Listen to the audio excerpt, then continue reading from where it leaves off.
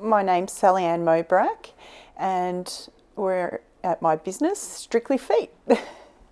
When I was getting more serious about my studies, my mother actually suggested to me to look into podiatry. Did some work experience and I really liked it. So I studied at University of Western Sydney Macarthur. Actually, it was the first 4-year degree in Australia for podiatry, and learned a lot. I graduated and I worked for many years in a hospital, St George Hospital, doing high-risk foot care, which I love, where people who have ulcers or at risk of amputations, maybe due to diabetes or the blood flow to their feet isn't as good as it could be, things like that. Yeah. We'd been thinking about moving back to the country so the kids could grow up with that country lifestyle, and an opportunity came up where we could move back to Benalla, and we took it and moved back.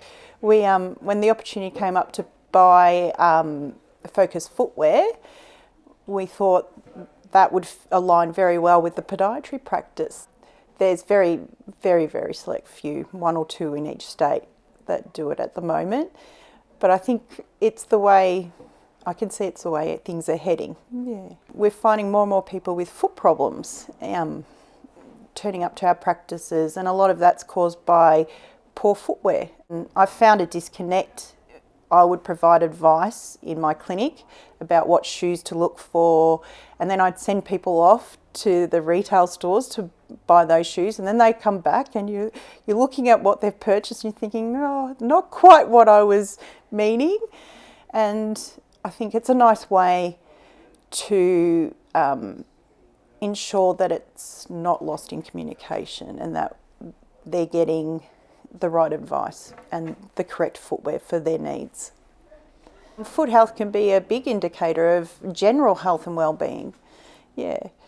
Especially with chronic conditions such as diabetes, your feet do reflect your general health and well-being, and they'll often be an indicator of what's going on in your body. It's nice when someone walks into your clinic and they are in significant pain, and you can offer them solutions to improve that pain and therefore improve their life. When you see people happy and that you've helped them, you know, in some small way, that just, it warms you on the inside.